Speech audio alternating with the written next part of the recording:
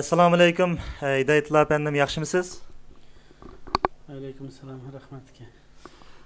Hidayatullo efendim, siz yani benim bilişimde hazır şu Türkiye'deki Şarkı Türkistan Mağrip ve Hemkarlık Cemiyeti'nin reislik vazifesini ötep kilotsuz. Şu yani bir yerdeki hem de Uygurlarga bir baş bop kilovatkan rehberlerden birisi. 7. ayının 5. günündeki bu yani kırgınçılıktan keyin bu Türkiye'deki Uygurlar arasında kandak bir faaliyetler buladıdı. Senin bu Mağrip ve Hemkarlık Cemiyeti kandak bir faaliyetlerini elip badınla. Yani şu Türkler Uygurlar nispeten kandak bir yardımlarını kıvadıdı. Ya ki eğizli yardım, vay yardım verimiz kardeşimiz deyip yardımlarını ne diyemiz hem de özünü uzak tutup baramdı ya ki ekibi yardım kıvatamdı. Muşaklı televizyon köyüşlerimizge Türkiye'de bulavatkan faaliyetler hakkında bir etraflık malumat verip etken olsanız. Rahmet 5 Eylül kırgınçılıktan keyin vatan halkımızdaki vatandaşlık halkımızdan izlevatkan, kırılavatkan bu tragediyası dinkin Türkiye'deki Uygurlar vatandaşlık kardeşlerimizden okşaş aldı, tesirlendi. Ve nihayette hayacan bilen Xitayning ki bu zulmüge istibdada karşı bütün gücü bilen ve meyli sözlü olsun, emeli faaliyeti olsun, meyli iqtisadi cihetli olsun, nihayet kızgınlık bilen faaliyetlerine aktif katlaşıp geldi.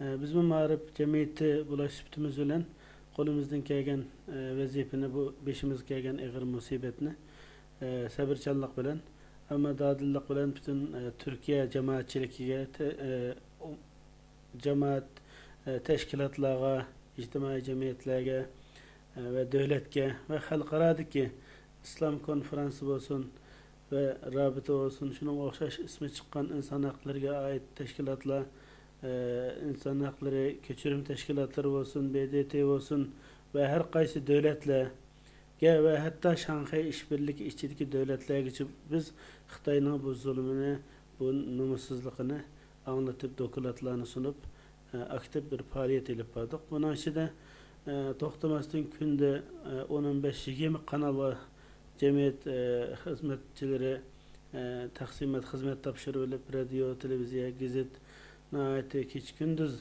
degedek bu vakayının ameliyatını anlatışqa düşündürüşke teriştik. Bunun bek Türkiye halkıga yaxşı tesiri oldu. Şundan keyin Türkistan dese hazır hamma yerda xalq tanıydigan burun Türkistan, Türkmenistan deydi.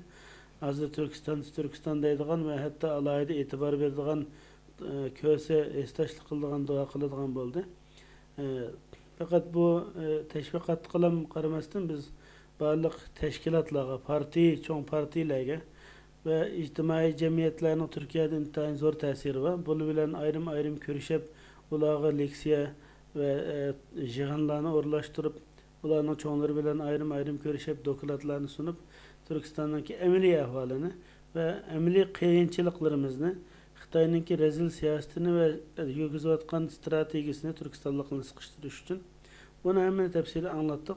Bunun karta manevi cihetten nihayeti zor bir medet hasıl kılgandaki bulduk. Türkiye halkını bizim keynimizde diyeleyimiz.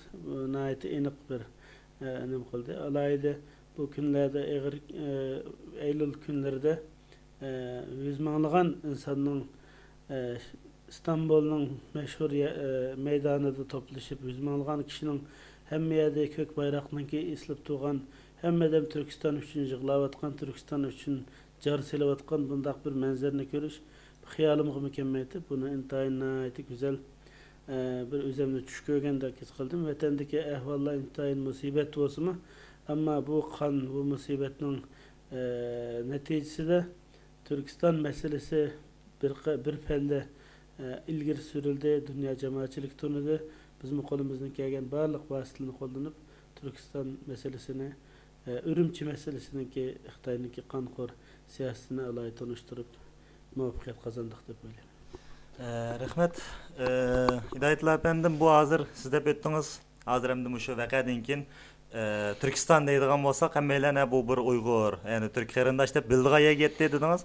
Mesela bu bir aletde mesela hazır Türk devlet başlıkları ve yoki ommaviy tashkilotlar, inson huquqlari tashkilotlari hammasi nihoyat yaxshi bilgan bir sharoitda Uyg'urlarning da, hozir Uyg'ur desamiz bilgan bir sharoitda.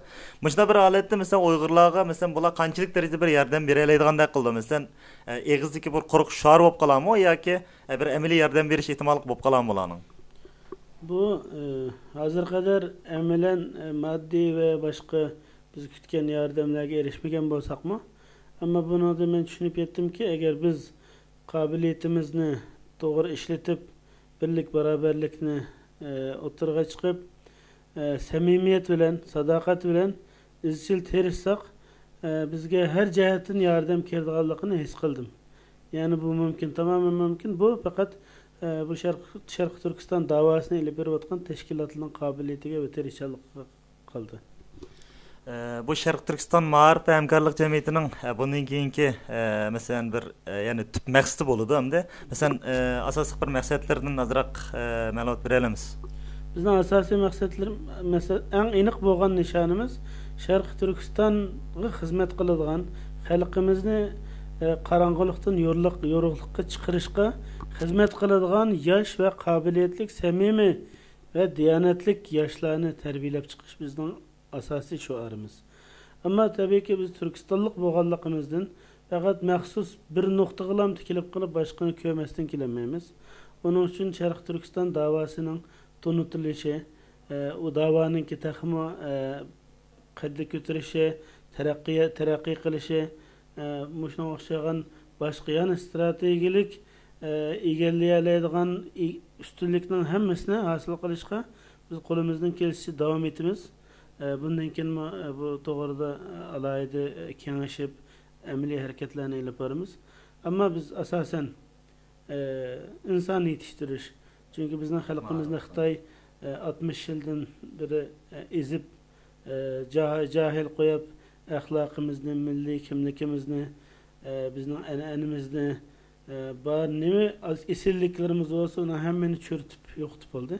Onun uchun bizda to'g'ri bir yetaklaydigan liderlik ve xizmat qiladigan xalq xizmatkorlarining kam bo'lganligidan biz bu yoshlarning ichidan shunday qobil xalqini so'yadigan, shu da'voga o'zini bag'ishlaydigan ve huddisdan chiqadigan yoshlarni tarbiyalashga davom etamiz. Hozir bu anlaşımki yani bu şu Sharq Turkiston Ma'arif hamkorlik jamiyatida bu şu o'quvchilarni tarbiyalash olib beryapti deb shu gaplarni oldim. Bu haqda bir ma'lumot bergan bo'lsangiz, ya'ni turklar uyg'urcha o'qitamdi yoki uyg'urlar turkcha o'qitamdi, bu haqda endi sirtdan anglayapmiz. Zaten qanday dars beryapsizlar? Ya'ni bu bir sistemlik, ya'ni har oydimi yoki fasl masalan ta'tillikmi yoki bu darslar qanday bir faoliyatlar bo'lyapti? Bizning ma'rifimiz faqat o'quvchilar uchun emas. Bunun içinde o'quvchilar var, üniversite o'quvchilari ve başka ondan tüventa başlangıç seviyesinden burungacha, yani 4 yaşdan 30 yaşgacha ve yuqori yaşgacha bo'lganlar. Shuningki ehtiyojlarga qarata qo'limizdan kelgan tarbiyani sunishga, taqdim qilishga tirishimiz. Bunun içinde maktabga kirish yoshidan burungi kichik o'smirlarni alayda Uyg'urchani unutmaslik uchun, xalqi bilan bo'lgan bog'lanishini terildirish uchun ular Uyg'urcha o'rgatyapmiz. Bolalar shundoq kichik yoshda turib, bular Uyg'urcha o'rgandi, yozliq alayda kurslarni o'rlashtirib, bolalar 2-3 oyda olgan darsi bilan Uyg'urcha yoza oladigan, o'qiy oladigan bo'ldi. Bu xalqqa bo'lgan yaqinligini, o'zining Sharq Turkistonlik ekanligini tanıydi. Cho'ng bo'lsa, u yerda yozilgan kitoblarni o'qiydigan bo'ladi, o'zining tarixini, özünün medeniyetini tanıydıgan, onlardan yatılmaydı. Üniversitedeki o'quvchilarga ayrım halda, çünkü ular vatanga qaytadigan bo'lganligi uchun jamiyatning sirtida munosib shaklda ularga alohida tarbiya nimesini to'g'irladik, programlarni loyihalab amaliylashtiriyomiz.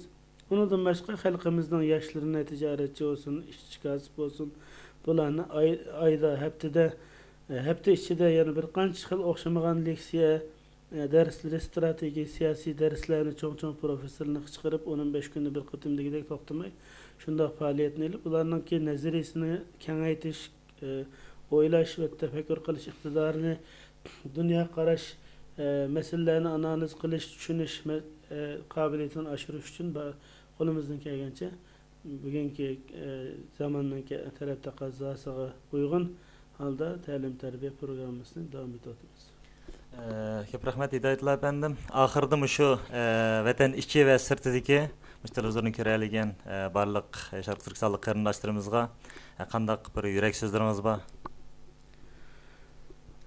Yurak so'zim hammalarni samimiy bo'lishga chaqirma, birlik barobarlikni kelishalaydigan nuqtada imkon bor kelishishga. Da'voga qo'limizdan kelgancha nima qila olsak ayamay qilishga. Xitoyning cho'nligidan, uningki kuchidan, iqtisodidan, hech narsadan qo'rqmaslik, temkinlik bilan uning ta'siriga uchramasdan bu mujodilaga o'zini atashni umid qilaman. Inshaalloh Xitoyning chuviladiganiga ishonaman. Naqadar qanchalik kuchli bo'lib ketsin, cho'qim qisqa bir zamonda Sharq Turkiston xalqi o'zining hür va ozodlikka erishadiganligiga ishonaman. Buning uchun xalqimiz qo'ldan kelgan barliq fidokorliklarni qilishini umid qilaman. Ko'p rahmat sizga, xizmatingizga utuqlik va salomatlik tilayman.